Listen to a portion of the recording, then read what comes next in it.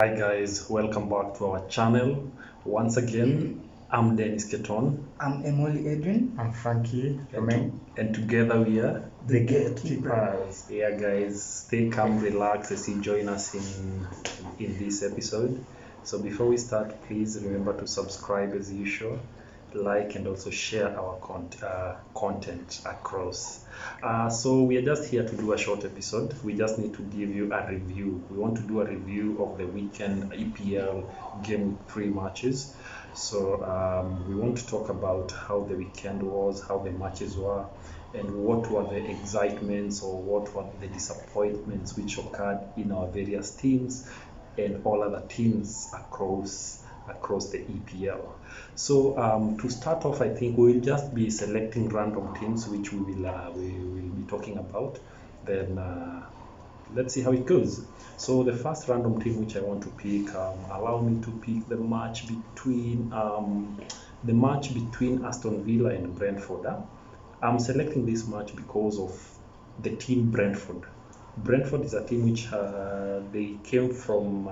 They are the newly promoted team, and so far since they came, they have lost no match. They have won. They have won how many? They have won one and drawn two, right? Definitely. Yeah. So that's the main reason as why I'm selecting it. So I'm going to give my pundits straight up to talk about it. Let them tell us how they feel. How was the game? Was it as per your expectation? Because I remember we predicted differently. I remember Frankie here said Aston Villa were going to win. So maybe I can start with him. Tell us, how was the game? Did it meet your expectation?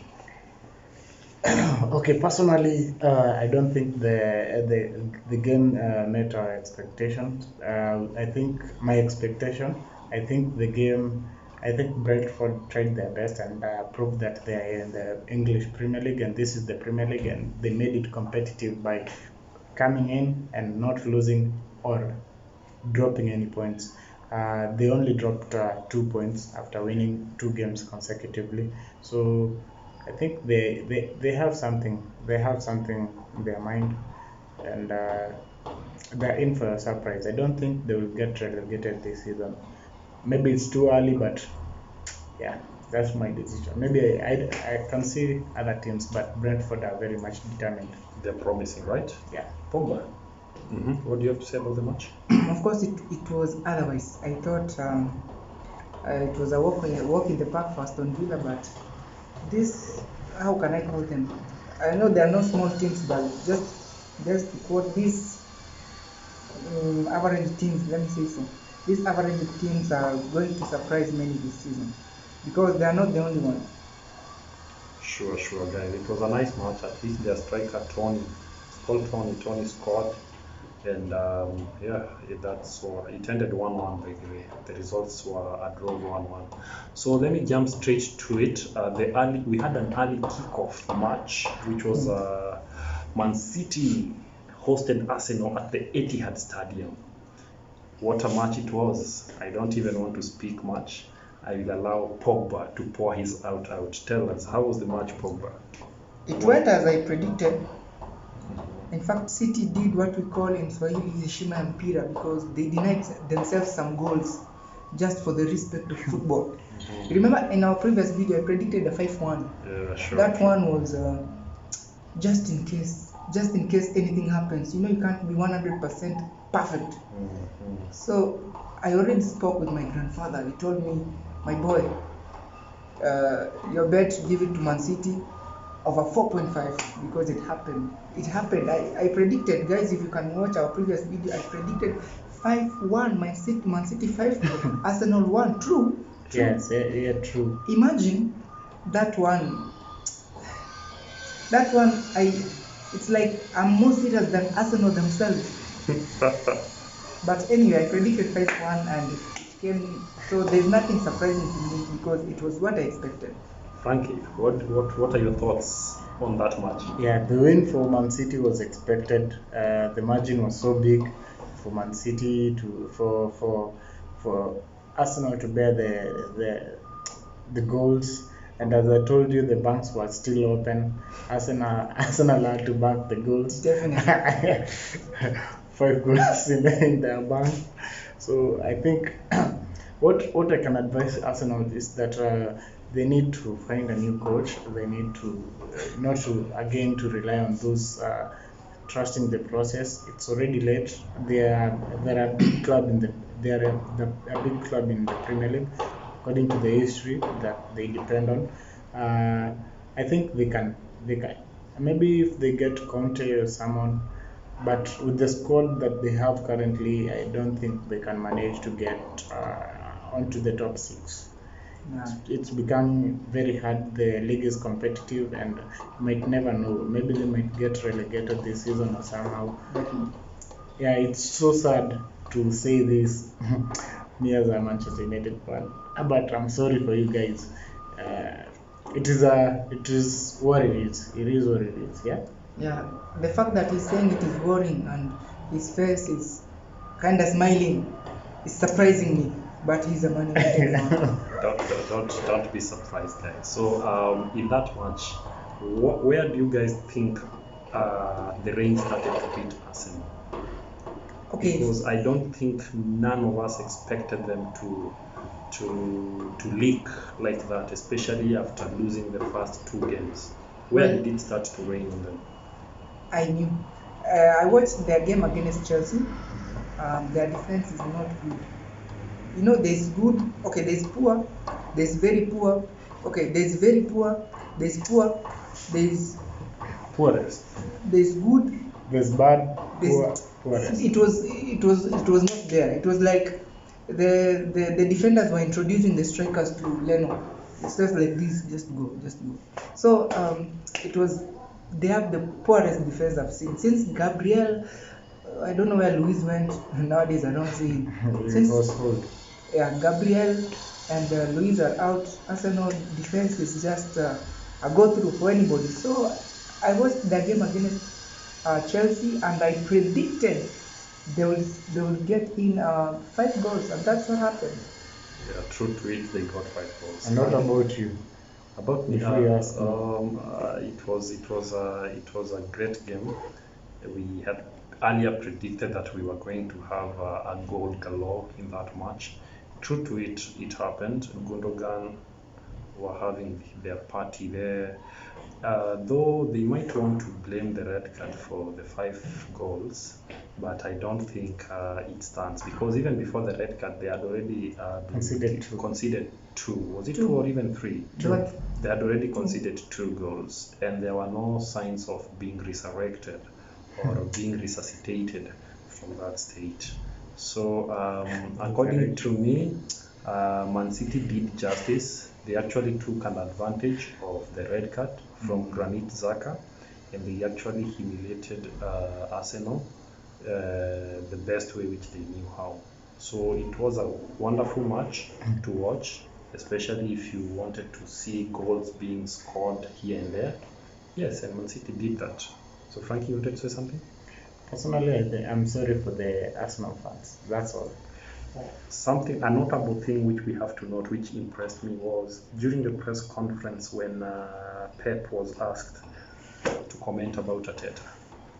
I just fell in love with Pep. Pep was so much defensive towards Arteta. He actually said that as far as he's concerned, Arteta is a better coach and he needs to be given time. So, Karaoke and your team, give Arteta time.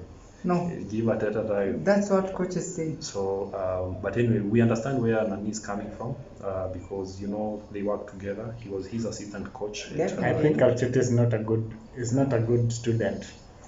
Anyway, guys, tell us what you think about Arteta being a good student up to now. So allow us to go to the next match which we want to look at before we jump to the last match on Saturday. So let us brush on the match between Leicester and Norwich. The reason why we are touching on that is because most of us here expected a goal galore. We expected Leicester to rain goals on Norwich, but it never happened like so. The match ended 2-1 in favor of Leicester, though it was a game which they sweated so much to even win the game. Norwich even had a goal cancelled because of offside.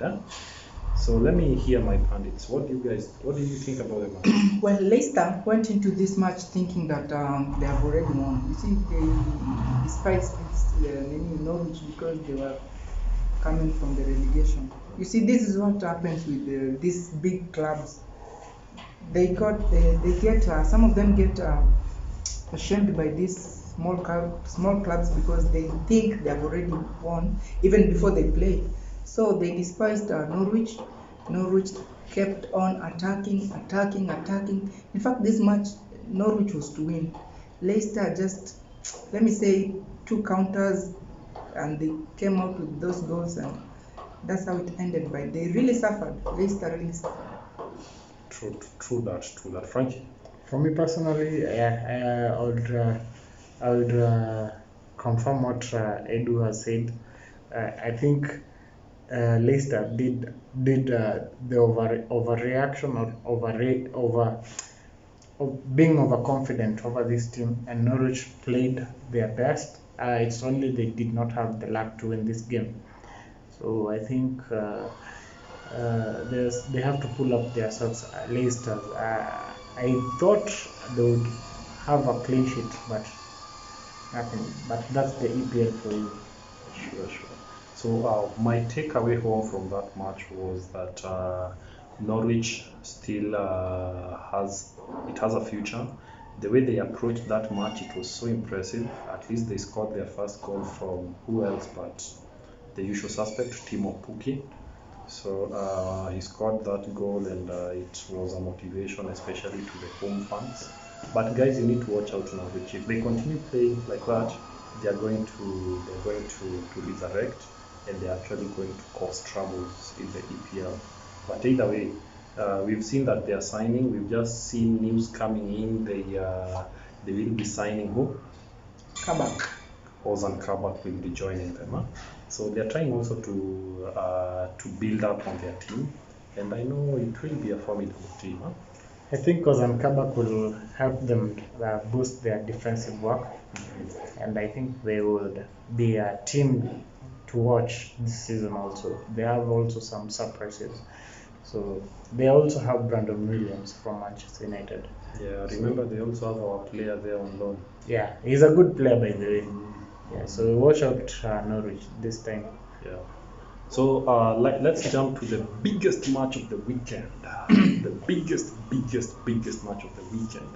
The match was held at Anfield. It was between Liverpool and, of course, the champions, Chelsea. I'll take that one. Straight to it, Pogba. Take us through that game. Well, guys, as you can remember, I said when these people manage to get up with a clean sheet, I will shave my hair. I still have my hair, so you know what happened. But anyway, guys, I'll give my congratulations to Chelsea. Actually, those people are solid. They have a very good goalkeeper who kept on saving left, right, center.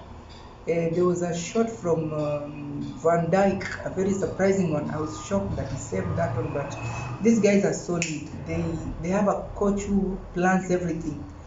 In fact, they were to win because there was a counter. Lukaku was almost putting it into the net. So I think up to this point, Chelsea, for me personally, my own opinion, Chelsea this season they're the favorites to win the EPL. But anyway, that's by the way, according to how they're playing. So Chelsea are just fantastic. Hold your horse, hold it there. I'll come back to you with more questions. Frankie, tell us your opening remarks on the game. How did you see the game? Did it live to expectation? Yeah, the game was very much interesting. That just the way that I had expected it to be. Chelsea were playing a very good game, not sitting at the back during the first half, and they put a lot of pressure to the Liverpool defense, showing all the demerits of Liverpool in every angle. If you are keen with that game, I think you can see that the midfield of Liverpool was a little bit shaky. I think maybe because they played Elliott or something, but the midfield of Liverpool is lacking somebody like Wijnaldum, whom they sold to PSG. And I think it might cost them this season somehow. I don't think they are in for the championship or maybe to win the league, but I think Chelsea are much better than Liverpool, according to what I saw at Anfield. Not to say so and to praise Chelsea so much. I think they have another test coming soon against Man City. That's a game also to weigh. But according to what I saw, Chelsea played a very good game, and kudos to them. Despite for Liverpool making their own things, and okay, they also scored a goal from a penalty, so it's a goal. So I can, yeah, that's all for me. So I'll ask all of you a question. Yeah. We before the game, remember during the previous episode we had earlier had a debate here. We say that the match was basically going to be about who had the best defense. Yeah, remember, definitely. True. We say that whoever had the best defense had the greatest opportunity of winning this match. True. So according to you guys, since you watched the match, who among the two teams had a good defense? Chelsea. Which defense line impressed you? Chelsea was solid. In fact, especially when Thiago, my guy, came in, it was solid, very solid. And Frankie, the question I have for you: do you think, do you agree with me that Van Dijk did a good job trying to hold Lukaku? Yeah. This it was a 50-50 thing. I think Van Dijk, yeah, did his best to hold Lukaku, and also Lukaku was threatening. So I can give it to 50-50 because there was a point where you could not see Lukaku. There was a point where you could not see Van Dijk.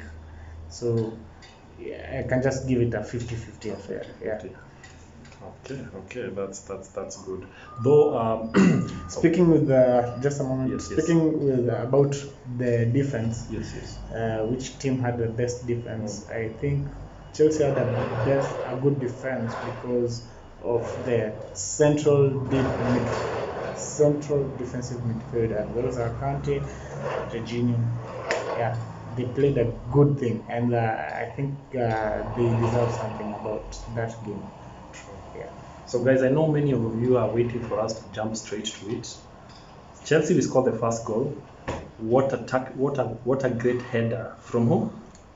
Kai Havertz. The usual suspect. And guys, whenever Kai Havertz scores, we never loses that match. Are you sure?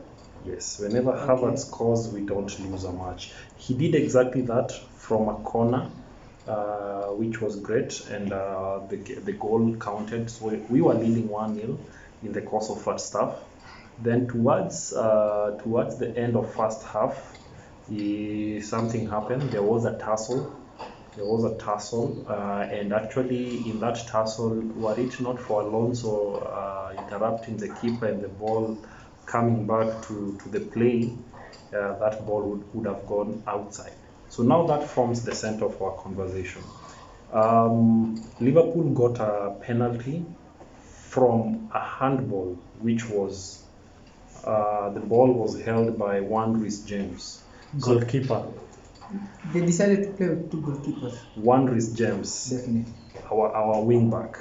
So the question here is, do you guys agree that out of what resulted to the penalty, do you agree that that was a straight up red card?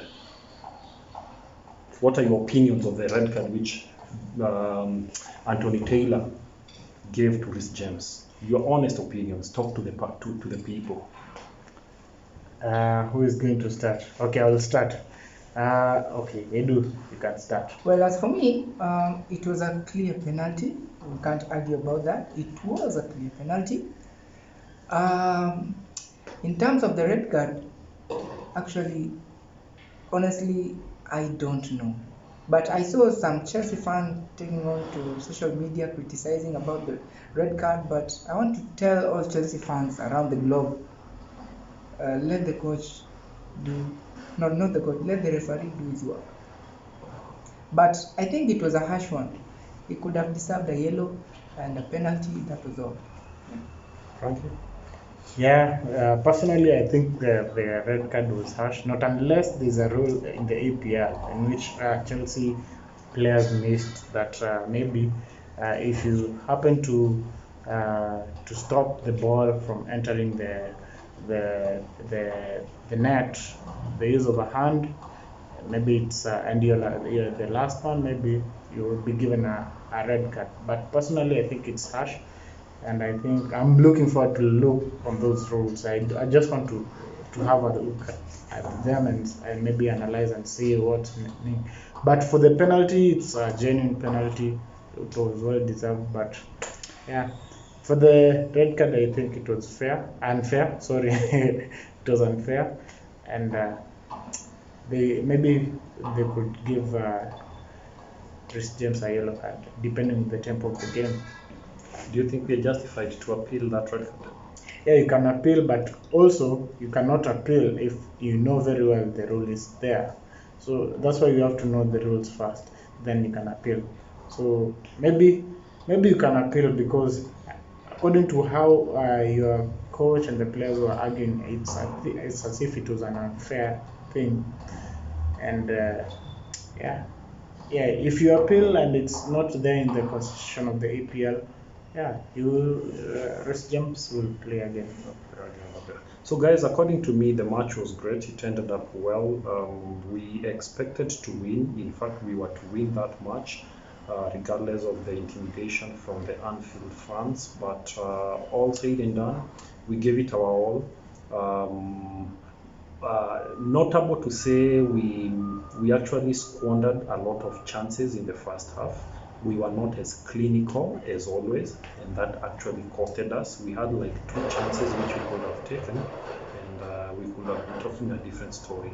Second half, we went to the second half 10 man. We were 1 man down because Reece James had conceded a red card. But actually, Chelsea, you impressed me because you showed character, you showed discipline, and you showed commitment as a team. You are a true evidence of how a team should behave when they are 1 man down. You actually reminded me back in 2012 in the semi-finals when we were facing Barcelona, and we were man down, we were 1 man down, and we, regardless of that, we even won that game. You remember that the Torres goal? Huh? Yes. So it actually took me back there, but everything, just to crown everything, I think Chelsea, we were impressive. Defensively, we did well. Rudiger impressed me. Christensen was awesome. Not to mention Mendy. Mendy was Fantastic. outstanding. He was superb. But basically, it was all teamwork because Lukaku was holding the ball as expected, and that was actually helping with reducing or absorbing the pressure. So it was basically, I give it up to the entire team. It was a team effort that we got that draw. So we are happy. We take that point. We are happy with the point. The next games we will be rewriting our wrongs, and we are going to forge ahead. We know we still have some tough fixtures coming. We have Man City and we have Tottenham after the international break. So let's hope that we do well in those two big games. But apart from that, well done Chelsea. We are hoping to see you in the next match. So that was it. So allow us to jump straight to another final game which we will be looking at today, and that will be the match whereby the Manchester boys were away. They were hosted by who, Frankie? Cristiano Ronaldo. No, who hosted you? You were away. Wolves, but Cristiano Ronaldo was there. I know. These people had actually to come up with a puppet of Cristiano Ronaldo in the pitch. But yeah, so Adama Traore versus Manchester United. Actually, that's how it was. It was Adama Traore versus Manchester United. So straight to it, guys. These two are Manchester United diehard fans. So let me hear their opinion. How was the game? The game was not good. It was not good. The Portuguese gave us a tough run for 3 points. And as you can see, but by the way, guys, just to remind you, Cristiano Ronaldo is coming back home. He is already back home. In fact, he just completed his medicals today. Yeah, I thought sometimes people forget, so I was just Reminding reminding you. Alright. See, there are some people who have signed Lukaku and we can't breathe. But anyway, it was not a good match for us because we were so relaxed in that match. Wolves were good. I don't know, maybe the presence of the home fans, but we didn't deserve that win if it was not for our main man, Mr. David De Gea, who did a couple of fantastic saves. So, to me, we were lucky, definitely. Let me interject there. I think with Wolves, you got 3 very important points because your record last season, if I'm not wrong, correct me if I'm not wrong, Wolves is one of the team which actually beat you home and away, right? No. Not really. Not really. Okay, but good job. So he's not impressed by how Wolves played, how Manchester United played. So Frankie, what about you? Yeah, personally, the last game that we played before this game, the last game that we played against Wolves, I think we outclassed them at Molineux, which we won 2-1. The players that were like Anthony Elang, Matic, Van de Beek, Definitely. being the man of the match. I think with this squad that we played yesterday with the Wolves, I think we were outshined at some point, more so at the midfield with Fred. I think we need Fred being the most doing most of the blunders. I think that's the reason. That's the reason on how weak we are, yeah, at the midfield. And I think this is something that should be put in consideration about how we are playing at the midfield. Our strikers were sharp, were blunt. Okay, sorry, were blunt because of lack of supply of the ball to their channels, and I think that came with the problem at the midfield. Having said that, Wolves played a very good game with Adama Traore, Ruben Neves playing very well, and also their new signing. They were so much good, and I think they are going to be a good team this season. So, having said that, I will just give the gratitude to David De Gea and our goal scorer Greenwood for saving us. Greenwood. And also Varane had a good game. Varane, I was almost asking you guys your new signings. Your new, at least Nani made his first official debut in the starting lineup. Sancho, how was Sancho for you? Very poor. He didn't impress, yeah. Do you share the same sentiments, Frankie? Yeah, I would say he was very poor. He was not very poor, but he was poor due to lack of supply of the ball from our midfielders. Having said that, having seen that Pogba was playing so much deep because Fred was overwhelmed and he had to help him. So the supplies and the assists were not there for the likes of Sancho, Greenwood. So guys, if you thought that controversy ended on Saturday night on the match between Liverpool and Chelsea, then you weren't ready for it. The last match on Sunday, which was Manchester United playing against Wolves, it had its own fair share of controversy. In fact, they scored a very contentious goal. The goal was okay, the goal was scored, but what led to the goal is what formed the genesis or the basis of this controversy. There was a tussle, in fact, there was a hard tackle between Paul Pogba tackled Neves. He slided on him with almost a Caesar-like tackle. Regardless of that, Mike Dean allowed the ball to continue, of which Varane got the ball and gave the assist to who? Greenwood. To Greenwood, and Greenwood didn't hesitate. He put the ball in the net. So now I'm going to ask my fellow Manchester United fans here. I know they watched the match. What's your opinion on Pogba's tackle? Was it a legit tackle? Was it a soft tackle which was let me rephrase the question. Did Wolves deserve to get a foul from what happened? I think personally there was no any contact in between them. Yeah, there was no contact. There was no any contact. That's why Mike Dean left the game to run. And I think if there was any contact, maybe it was after the ball has already gone, and this is not countable as a football fan. For me, I think Neves tried to fake the thing, maybe because he was not expecting to lose the ball, and Pogba got the ball. The ball went to Varane, and the Varane gave the assist to Greenwood, and Greenwood scored.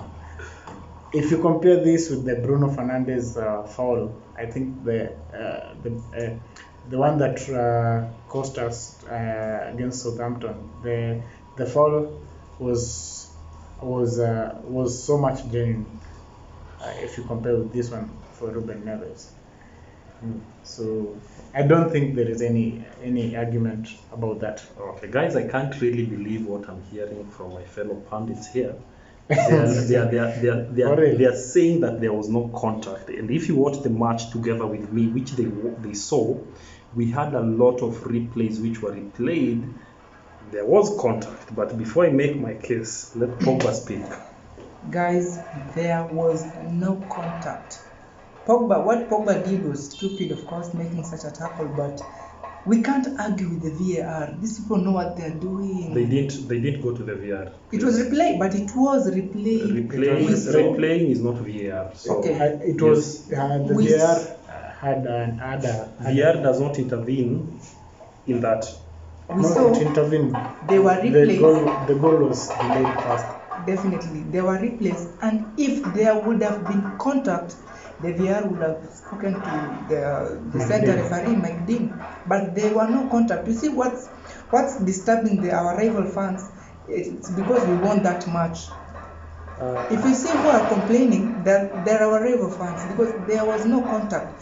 There was no contact, and there was no contact. No, we can't force a contact. Not necessarily that. We are not even talking in terms of being fans of our specific teams, but in terms of football at large. Because, sincerely speaking, guys, number one, for me, this is my general take, since they have had their say, right?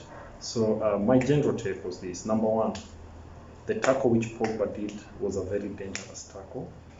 That goes without meaning, because if he got, sincerely speaking, there was a contact, though it was a slight contact.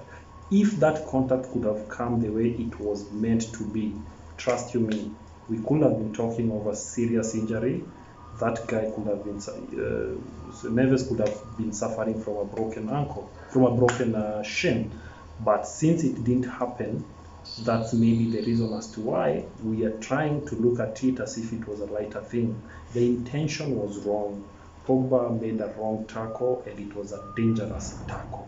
So, if you ask me anyway, it's subject to debate. Let's see how it goes. But I hope we can post for you that video so that you can be the judge of it. But it is what it is. So guys, sorry for being, I know today we've taken more than half an hour, but it's okay. It's always fun talking about football and everything. So now that is it. So game week 3 is over. So now we are going for a break. We will be going for a break because we are going to the international break, right? Yeah, teams are going to be playing for the World Cup qualifiers and stuffs. So I think we shall be doing the game week 4 will be the next 1 week or 2 weeks. We shall be back 1 week, Yeah. in the next 1 week. So on 11th, I know they are marking the calendar because that's when their main man will be making the debut, hopefully, against Newcastle. That's Cristiano Ronaldo. He's back in the EPL. So guys, it was nice. Thank you for your time. Thank you for sticking around with us. So I think until next time, we are out. Yeah.